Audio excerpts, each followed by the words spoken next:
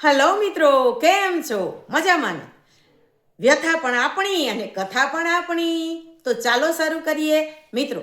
જેમણે લગ્ન જીવનના 62 વર્ષની લાંબી મંજિલ વિના વિઘ્ને ખૂબ આનંદથી પસાર કરી એવા દંપતીને આપણે મળ્યા, વાતો કરી, એમનો ઇન્ટરવ્યૂ પણ જોયો. પરંતુ પ્રસંગ હોવાને લીધે એમની પાસે સમય બહુ ઓછો હતો.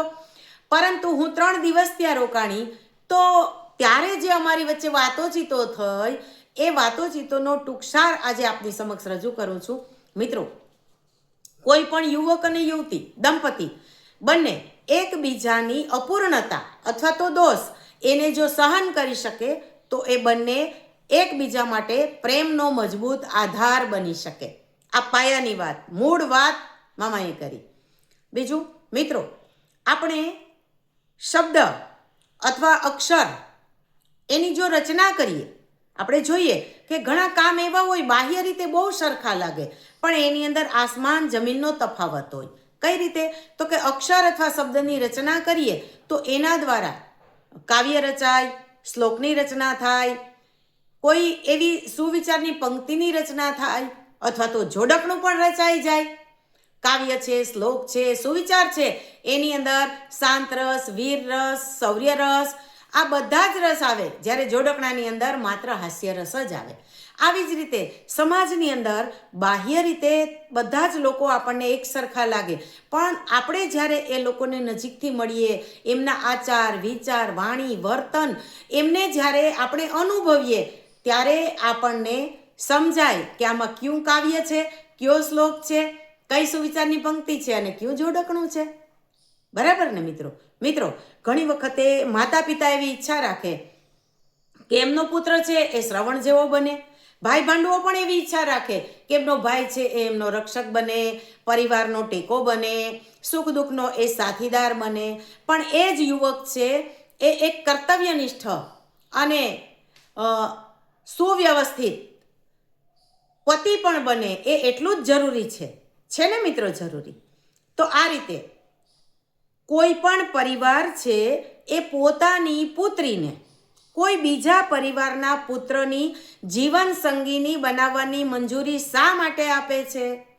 તો કે પોતાની પુત્રી છે એની દૈહિક, આધ્યાત્મિક, સામાજિક અને એમના વ્યક્તિ વિકાસની તમામ જરૂરિયાતો છે, તમામ આવશ્યકતાઓ છે એ ખૂબ સારી રીતે સંતોષાઈ શકે એ માટે એ અન્ય પરિવારના યુવકને પોતાની પુત્રી છે એ સોંપે છે.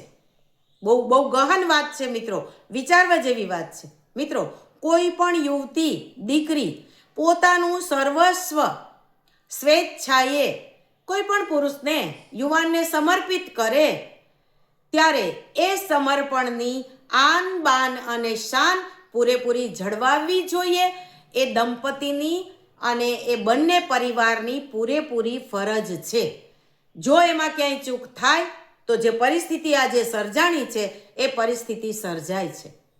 આજે એક બાજુ આટલા લાંબા લગ્ન જીવન પછી પણ આ દંપતી ખૂબ સુખેથી જીવે છે અને બીજી બાજુનું ચિત્ર આપણે જોઈએ તો લગ્નના આલ્બમ કે ફોટા આવે એની પહેલાં તો ડિવોર્સ પેપર ફાઇલ થઈ જતા હોય છે. મિત્રો, આવી ઘટના પણ બનતી હોય છે. મિત્રો, જો દરેક યુવક એક વાત બરાબર ધ્યાનથી સમજે, કઈ વાત સમજે?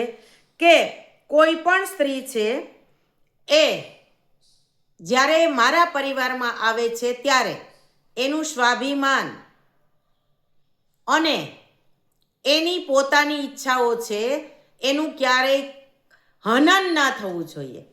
ઘણી વખતે આપણે આ વસ્તુ છે એ ધ્યાનમાં નથી આવતી. એમ થાય કે વહુ આવી તો એણે આવું તો કરવું જ જોઈએ ને, અમારા પરિવારમાં આવું છે તો એમને આવું કરવાનું, અમારા પરિવારમાં આવું છે તો એણે આવું કરવાનું. અરે, આપણે એનું મૂળ નામ પણ નથી રહેવા દેતા મિત્રો. આપણે એનું નામ પણ બદલાવી નાખીએ કે આ નામ તો અમારા પરિવારમાં છે એટલે હવે આજથી તારું નામ આ નહીં, હવે આજથી તારું નામ આ. અરે, જે દીકરીએ 22-25 વર્ષ જે નામ સાથે પોતાની ઓળખ છે એ એને બહુ મજબૂત બનાવી દીધી છે, એ દીકરીને સાસરે આવતા સાસરી પક્ષવાળા કહે કે હવે આ નામ તો અમારા પરિવારમાં આ બેનનું છે એટલે આજથી હવે તારું આ નામ નથી, આ નામ છે. વિચાર્યું છે એના મગજ ઉપર કેટલી તકલીફ થશે? એ આપણે ક્યારેય વિચારતા નથી. આપણને એવું જ લાગે છે કે એ તો પરણીને આપણા દીકરાને પરણીને આવી એટલે હવે એને તો આ કરવાનું જ હોય ને, એમાં થોડી કઈ નવાઈ છે. મિત્રો, વરરાજા ખરા અર્થમાં સ્વાભિમાની બને, સ્વાવલંબી બને એ એટલું જ જરૂરી છે. મિત્રો, વરરાજા એટલે એવો વર કે જે રાજા બનીને આવ્યો છે. એ વર છે એણે ખરેખર રાજાનું સ્વરૂપ અંગીકાર કરવાનું છે. પણ આજે આપણે સમાજમાં ઘણી જગ્યાએ જોવા મળે કે આ વરરાજા એક નિર્લજ્જ ભિખારી જેવું વર્તન કરે છે અને બધી જ માગણીઓનું લિસ્ટ પકડાવે છે. આવું આપણે સમાજમાં જોવા મળે. જો કે આજની દીકરીઓને મારે ખરેખર સો સલામ કરવી પડે કે એ દીકરીઓ છે એ આવા નિર્લજ્જ ભિખારી વરને લીલા તોરણે પાછો મોકલે છે કે મારે આવા પતિની જરૂર નથી કે જે મારા બાપને આપેલી ભીખ ઉપર પોતાની જિંદગી પસાર કરે. મારે તો એવો વર જોઈએ છે કે જે સ્વબળે પોતાને જોઈતી ચીજવસ્તુઓ મેળવે, જાતે કમાય અને મારું પણ ભરણ પોષણ કરે અને પોતાના પૂરા પરિવારનું ભરણ પોષણ કરે. નહીં કે મારા બાપ પાસેથી માગીને એનો પરિવાર છે એ સુખેથી જીવે, એવું કોઈ દીકરીને ગમતું નથી. ત્યારે મિત્રો, પૂજ્ય મામા અને મામી પાસે તો ઘણી બધી વાતો જાણવા મળી, પણ આટલી વાતો કરું છું આજે. આવતીકાલે બીજી વાતો સાથે ફરીથી મળીશું. ચાલો ત્યારે પપેટ શોના વિડીયોઝ પણ આપ જુઓ છો અને એની અંદર પણ આપ મને ઘણું બધું પ્રોત્સાહન આપતા રહો છો. આ રીતે સતત આપનું પ્રોત્સાહન મળતું રહે એ મારા માટે એક સંજીવની છે મિત્રો. ચાલો ત્યારે, જય શ્રી કૃષ્ણ.